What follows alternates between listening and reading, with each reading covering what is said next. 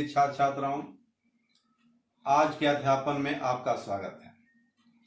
आपको आज छंद की पुनरावृत्ति करने जा रहा हूं।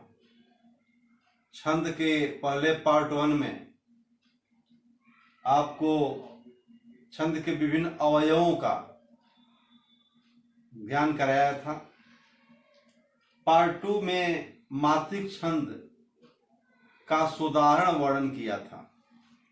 उसमें दोहा, चौपाई, सोरठा, गीतिका चारों था।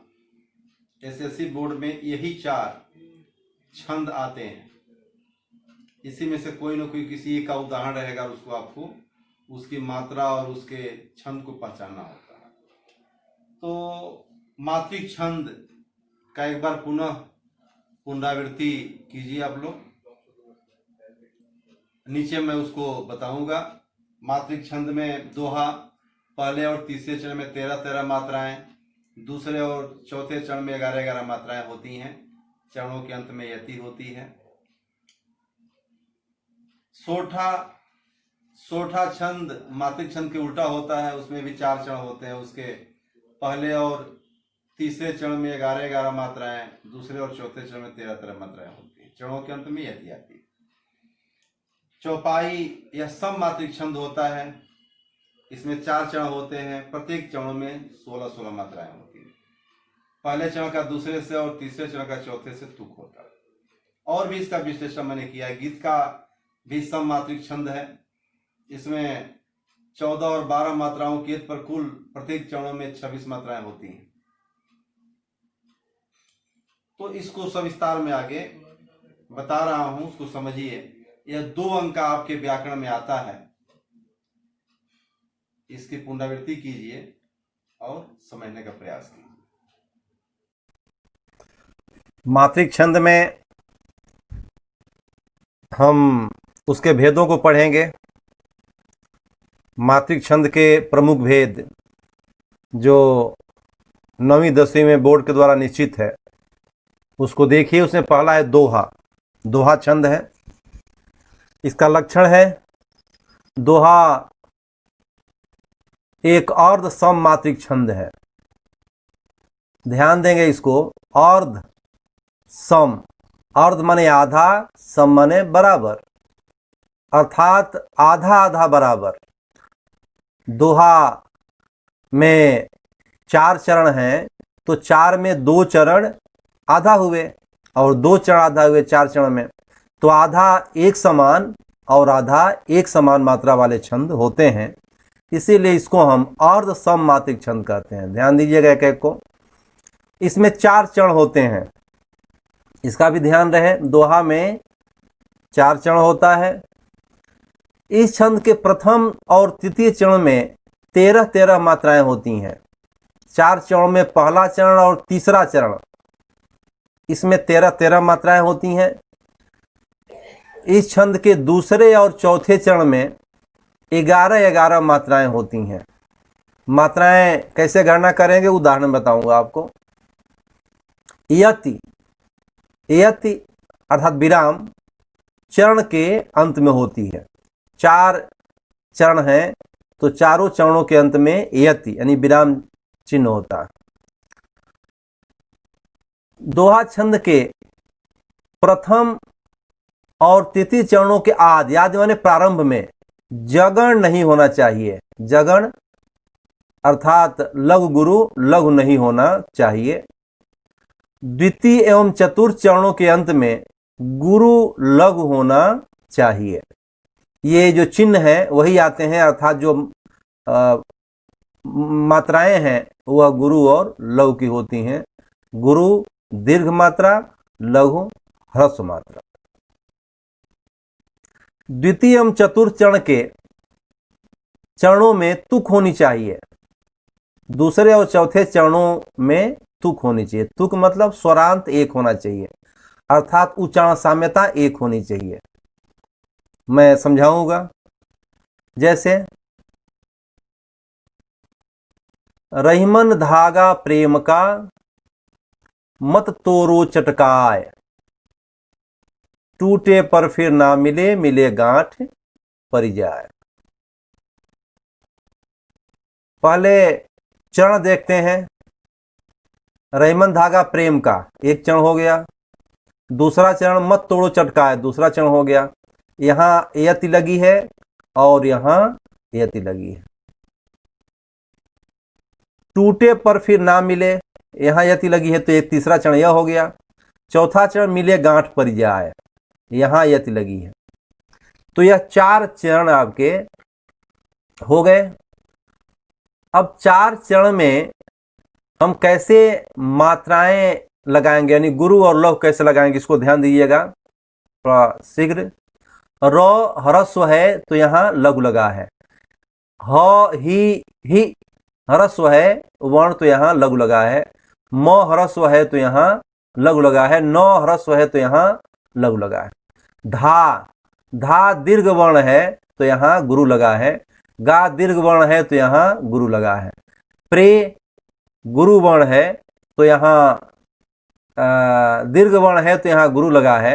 म ह्रस्व वर्ण है तो यहाँ लघु लगा है। का दीर्घ वर्ण है तो यहाँ गुरु लगा है। देखिए हम गणना करते हैं। 1 2 3 4 4 2 6 6 2 8 10 1 11 11 और 2 13 13 मात्राएं पहले चरण की कितनी हुई? 13 मात्राएं हुई। आइए हम दूसरे चरण की देखते हैं। मत तोड़ो चटकाए, इसमें जैसे ह्रस्व और दीर्घ का मैं लगा है 1 2 4 6 7 8 10 और 11 11 मात्राएं दूसरे चरण की हैं। आइए हम तीसरे चरण में देखते हैं। टूटे, टू दीर्घ है और टे दीर्घ है तो यहाँ गुरु गुरु लगा है। यहाँ ह्रस्व है तो यहाँ लघु लगा है। फिर यहाँ दोनों ह्रस्व है फिर तो यहाँ लघु लगा है। यहाँ ना दीर्घ है तो यहाँ गुरु लगा है। फिर यहाँ मी छोटी मात्रा अर्थात ह्रस्व वर्ण है तो यहाँ लघु लगा है। और यहाँ ले दीर्घ है तो यहाँ गुरु लगा है। इसको भी जोड़ेंगे तो 13 मात्रा होगी। और यहाँ इसमें 11 मात्रा जोड़ लीजिएगा। अर्थात पहले में 13, दूसरे में 11, तीसरे में 13 और चौथे में 11।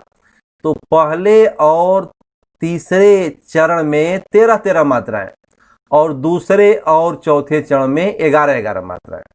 इसको हम अर्ध सममात्रिक कहते हैं। क्या कहते हैं? अर्ध सममात्रिक छंद।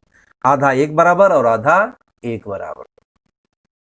तो यह है इसके दूसरे और चौथे चरण। दूसरे और चौथे चरण के अंत में तुक होता है। क्या होता है? तुक।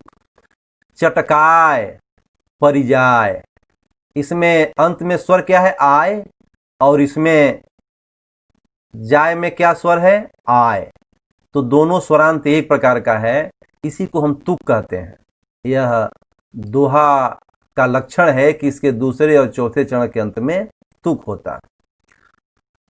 यह दोहा छंद इसे हम कहते हैं। इसमें इसके प्रथम और तृतीय के प्रारंभ में जगड़ नहीं होना चाहिए। जगड़ मतलब लघु गुरु लघु। तो यहाँ लघु लघु है और यहाँ गुरु गुरु लघु है, ये भी नहीं होना चाहिए। नेक्स्ट, इसके दूसरे और चौथे चरण के अंत में गुरु लघु होना चाहिए। देखिए काय, काय का यहाँ गुरु है और यहाँ लघु है। फिर चौथे चरण में यहाँ जाय, तो जाय में जा का गुरु है और यहाँ लघु है। यह भी इसका लक्षण है। इस प्रकार यह दोहा छंद है। इसको ध्यान देंगे और यही समझने का ऐसे प्रयास करेंगे। आगे हम चलते हैं सोरठा में। दूसरा सोरठा छंद है। सोरठा छंद के लक्षण हम देख लेते हैं। सोरठा छंद भी अर्ध सममात्रिक छंद है। यह भी दोहा जैसे इसके 2 चरण एक बराबर और 2 चरण एक बराबर की मात्राओं के होते हैं। इस छंद में भी 4 चरण होते हैं, जैसा आपने दोहा में समझा। यह छंद दोहा छंद के उल्टा होता है। ध्यान दीजिएगा इसको। दोहा छंद के उल्टा यह सोरठा छंद होता है। उदाहरण समझाएंगे। इस छंद के प्रथम और तृतीय चरणों में 11-11 मात्राएं होती हैं, यानी पहले और तीसरे चरणों में 11-11 मात्राएं, दूसरे और चौथे चरणों में 13-13 मात्राएं, जबकि दोहा में पहले और तीसरे में 13 और दूसरे और चौथे में 11 मात्राएं। तो इसके पहले और तीसरे में 11-11 मात्राएं, दूसरे और चौथे चरण में 13-13 मात्राएं। तुक प्रथम और तृतीय चरणों में होती है। तुक क्या होती है? पहले और तीसरे चरणों में तुक होती है और चरणों के अंत में यति आती है। यति माने विराम, जो मैंने आपको दोहे में समझाया था। अब आप इसका उदाहरण देख लीजिए। सुन केवट के बैन, वैसे दोहा को उलट करके भी हम उसको कह सकते हैं सोठा, लेकिन सोठा छंद की अधिकता है हमारे पास, इसलिए क्यों न हम सोठा छंद को ही देखें। तो यह सोठा छंद है। सुन केवट के बैन, प्रेम लपेटे अटपटे, पहला चरण दूसरा चरण, बिहसे करुणायन चितई जान की लसन तन। इसको यहाँ ध्यान दीजिएगा, लसन लिखा हुआ है मूर्धन्य स। तो यहाँ स को हम अवधि में ख पढ़ते हैं, लिखते हैं स और पढ़ते हैं ख, तो इसको लखन पढ़ेंगे और लसन लिखा गया है। अवधि भाषा में हम स को ख पढ़ते हैं, ध्यान दीजिएगा। तो यहाँ देखिए ह ह्रस्व वर्ण है, इसके ऊपर चंद्रबिंदु है। तो चंद्रबिंदु है तो आपको बताया गया था कि चंद्रबिंदु का अर्थात अनुनासिक का लघुता और गुरुता पर कोई प्रभाव नहीं पड़ता। ह्रस्व है तो यहाँ लघु आया, इसका ध्यान देंगे। ऐसे ही शेष, ह्रस्व है तो ह्रस्व है, नी है तो ह्रस्व, के दीर्घ है तो यहाँ गुरु है, व ट लघु है तो यहाँ ह्रस्व है तो यहाँ लघु है, के दीर्घ है तो यहाँ गुरु है, बै दीर्घ है तो यहाँ गुरु है, और न है, न ह्रस्व है तो यहाँ लघु है। इस प्रकार जोड़ेंगे तो यहाँ 11, दूसरे में 13 और तीसरे में 11 और चौथे में 13 मात्राएं होती। समझ गए होंगे आप लोग। यह दोहा में इसके उल्टा होता है, तो दोहा के उल्टा है, बड़ी सावधानी से इसको समझेंगे। यह इसमें यह आता है कि आप जैसे एक दोहा छंद या कुछ भी एक छंद दे देगा, उसमें आपको बताना होगा कि किस चरण में कितनी मात्राएं होती हैं और यह कौन सा छंद है।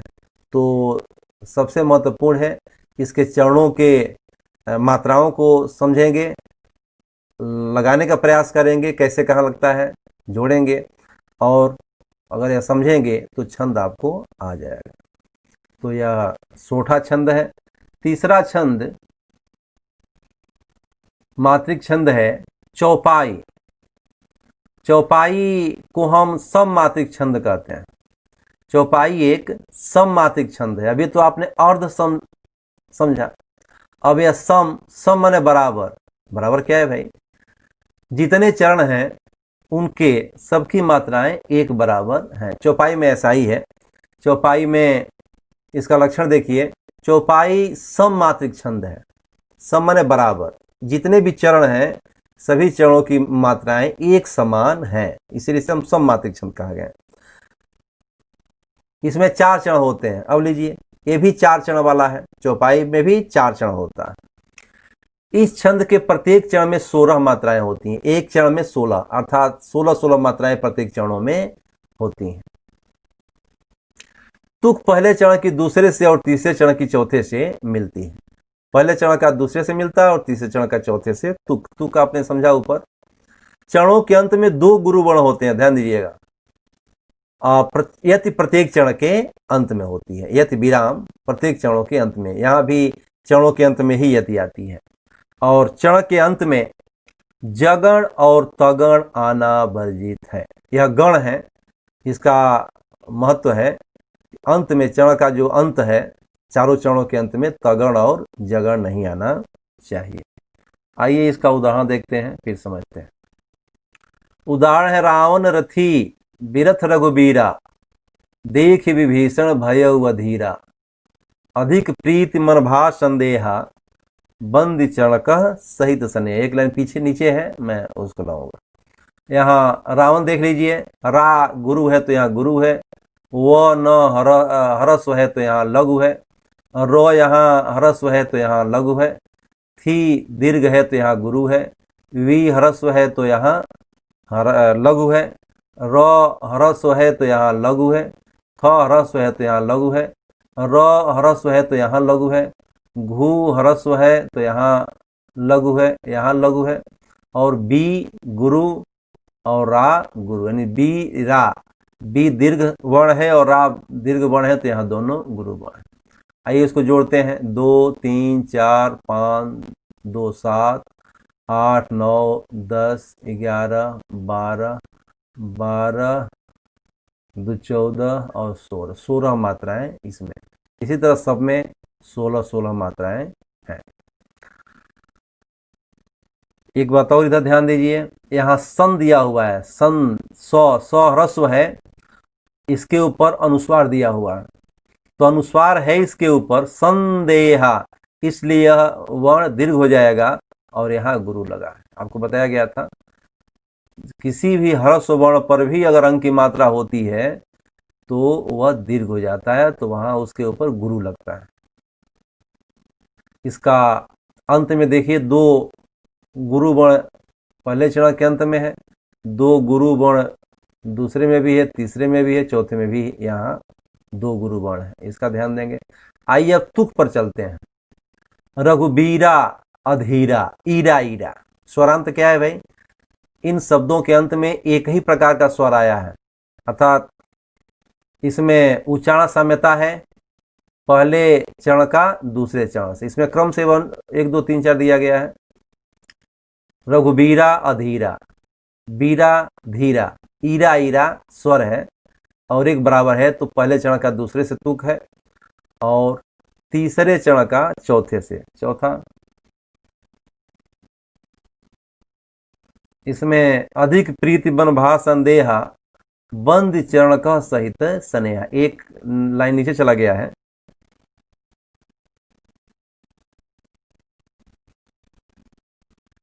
हाँ देखिए, स्नेहा, संदेहा और स्नेहा, तो यहाँ स्नेहा है, यहाँ गुरु और गुरु, तो तीसरे चरण का चौथे चरण से तुक है।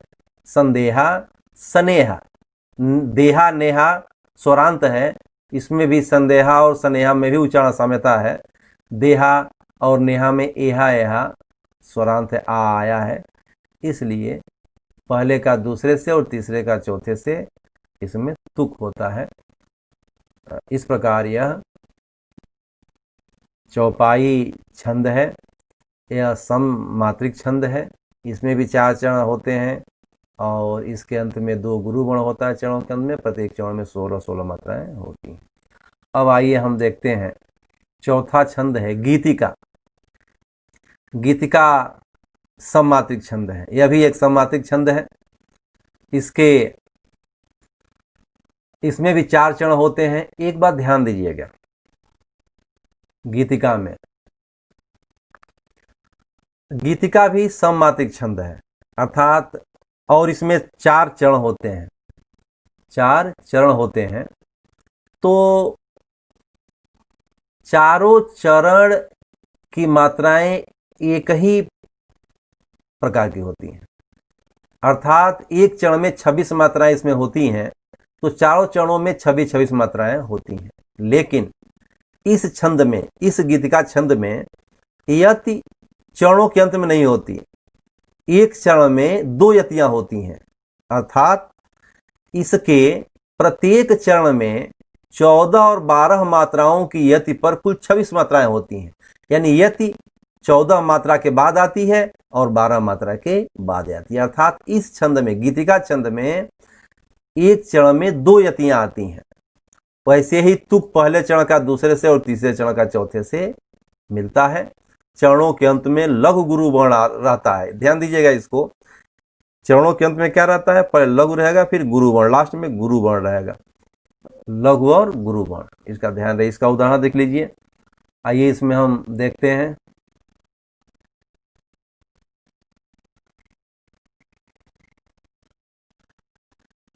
हे प्रभो आनंद दाता ज्ञान हमको दीजिए।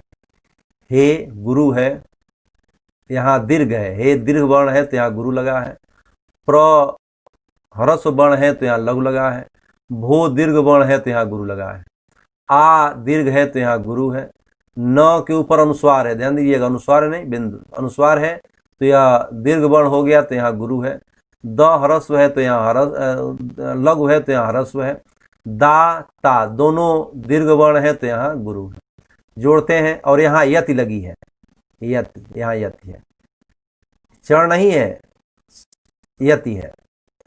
2 3 2 5 7, 7 और 2 9 10 12 और 14, 14 मात्रा पर एक यति यहाँ है, एक यति है। और ज्ञान हमको दीजिए, ज्ञान गुरु वर्ण है तो गुरु दीर्घ वर्ण है तो यहाँ गुरु है। न ह्रस्व वर्ण है तो यहाँ लघु है। हम दोनों लघु लघु है तो यहाँ दोनों ह्रस्व वर्ण है तो यहाँ लघु लघु लगा है। को दीर्घ वर्ण है तो यहाँ गुरु लगा है। दीजिए दी दीर्घ वर्ण है तो यहाँ गुरु लगा है। जी यहाँ ह्रस्व वर्ण है तो यहाँ लघु लगा है। और ये गुरु है तो दीर्घ है तो यहाँ गुरु लगा है। ध्यान दीजिएगा, इसके अंत में लघु और गुरु, नीचे भी वही है, लघु और गुरु, लघु गुरु, नीचे भी है बने लघु और गुरु, नीचे चौथे में भी है लघु और गुरु। यह चरण 1 है। हे प्रभु आनंद दाता ज्ञान हमको दीजिए। 14 और 12 मात्राओं की यदि पर इसमें कितने हैं? 26 मात्राएं। प्रत्येक चरणों में इसके 26 मात्राएं होती हैं। आइए इसमें हम देखते हैं कई प्रकार की मात्राओं को आपको समझने देखने का लाभ मिलेगा आपको। एक एक करके देखते हैं इसकी कि किस पर हम लघु लगाएंगे और किस पर हम लघु और दीर्घ कौन है, लघु कौन है, किस पर हम गुरु और लघु लगाते हैं। ऊपर का हो गया था पहले चरण का। दूसरे चरण का सी, यह दीर्घ वर्ण है गुरु, घ्र ह्रस्व वर्ण है यहाँ लघु, सा रे दोनों दीर्घ वर्ण है यहाँ गुरु लगा है। अब यहाँ दीजिए, देखिए दुर्गुणों, दू ह्रस्व वर्ण है और गु ह्रस्व है और र है, आधा र और गु दोनों संयुक्त अक्षर है। यहाँ क्या है? संयुक्त अक्षर। तो इसके पहले का जो ह्रस्व है वह यहाँ दीर्घ हो जाता है, जिससे यहाँ गुरु लगा है। यहाँ ह्रस्व है तो यहाँ ह्रस्व लगा है। णु यह गुरु है तो यहाँ दीर्घ है तो यहाँ गुरु लगा है। को गुरु दीर्घ है तो यहाँ गुरु है। दू दीर्घ है तो यहाँ गुरु है। र ह्रस्व है तो यहाँ ह्रस्व है। हम ये सब सामान्य है। आइए नीचे चलते हैं। लीजिए भी वही है, हमको शरण में। नीचे देखते हैं चौथा चरण, ब्रह्म, ब्र दिया हुआ है। ब्रह्म ह म संयुक्त अक्षर है, इसके पहले का ब्र ह्रस्व वर्ण है, फिर भी यह संयुक्त अक्षर के पहले का है, इसलिए यह दीर्घ इसका उच्चारण होता है, तो यहाँ गुरु हो गया है। ध्यान दीजिए इधर, यहाँ ह म का ह्रस्व है, चारी। धर्म दिया है तो र म संयुक्त अक्षर है, उसके पहले का ह्रस्व गुरु हो गया है, तो यहाँ देखिए गुरु है और म लघु लगा हुआ है ह्रस्व होने का। अब यहाँ देखिए रक्षक, कक्ष, यह संयुक्त अक्षर है, तो यह संयुक्त वर्ण है, तो इसके पहले का जो ह्रस्व है दीर्घ हो जाता है, तो र यहाँ गुरु है और कक्ष और क लघु है, ह्रस्व वर्ण है तो यहाँ लघु है। वीर व्रतधारी बने, और इसमें सब वैसे ही लगा। आप लोगों ने अभी यह छंद, मात्रिक छंद के चारों भेद को देखा। सर्वप्रथम इसमें जो प्रश्न आएंगे, छंद रहेगा, उसमें चरणों की मात्राएं पूछी जाएंगी और कौन सा छंद है यह पूछा जाएगा। सामान्य रूप से इसके सारे छंद के लक्षण को समझे रहेंगे तो आसानी से उस पर लघु गुरु का अंकन करके मात्राओं का और मात्राओं को जोड़ करके आप पता लगा लेंगे कि यह दोहा है, चौपाई है, सोठा है, गीत का है, कौन सा है, आसानी से हो जाएगा। तो आप ध्यान देंगे दोहा और सोठा अर्ध सममात्रिक छंद, चौपाई और गीतिका सममात्रिक छंद, सब में 4-4 चढ़ ही हैं। दोहा, सोठा, चौपाई, इन तीनों में चरणों के अंत में यति आती है, जबकि गीतिका छंद में 14 और 12 मात्राओं की यति पर 26 मात्राएं होती हैं। इसमें 2 यतियां होती हैं। सामान्यतः दोहा के पहले और तीसरे में 13, दूसरे और चौथे में 11 मात्राएं। सोठा इसके उल्टा होता है, पहले और तीसरे में 11, दूसरे और चौथे में 13 होता है। और चौपाई छंद में सब में 16-16 मात्राएं छंद में होती हैं। एक और सामान्य ध्यान देंगे दोहा का, दोहा के अंत में गुरु लघु होता है। प्रथम द्वितीय चरण का तीसरे चरण से तुक होता है, द्वितीय का चौथे से तुक होता है।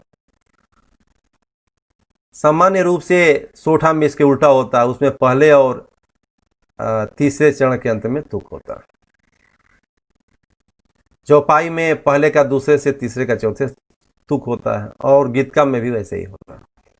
चौपाई में चरणों के अंत में 2 गुरुगण होता है, और गीतिका में चरणों के अंत में लघु और गुरुगण होता है।